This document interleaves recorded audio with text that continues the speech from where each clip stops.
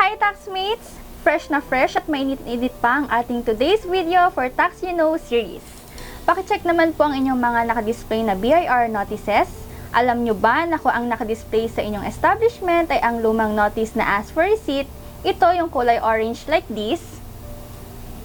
Aba-aba, valid na lang yan until June 30, 2023 as per Revenue Memorandum Number 43-2022. As you see, meron na po tayong bagong BIR notice na color green. Ito yung notice to issue receipts, invoices, or NIRI. Like this, oh. Diba? Mas maganda siya, so dapat palitan na yung luma. Dito na tayo sa bago. Ano nga ba ang mga requirements? Number 1, fill out BIR Form S1905 to originals. Number 2, bring the old BIR notice to public or ask for receipt, and if lost, submit affidavit of loss and pay the corresponding penalty of 1,000 pesos using Form 0605.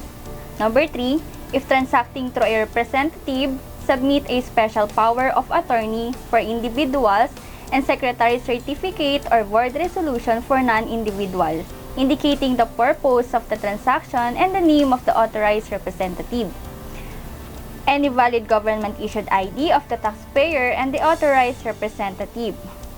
Pero TAXMates, huwag nyo kaming basta-basta sugurin. Meron po tayong nilaan na schedule sa pagpapalit ng ating lumang BIR notice to public. Please check the ending number of your TIN for the schedule o parang number coding lang yan.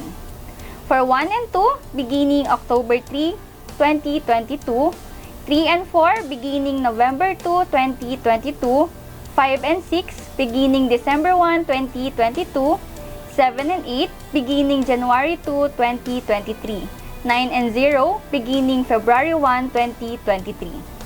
Tandaan, hanggang June 30, 2023 lang yung ask for receipt at dapat notice to issue receipts or invoices na ang nakadisplay sa inyong mga establishments para maiwasan natin ang mga anumang penalties na di pagsunod sa ating mga patakaran. See you, TAXMates!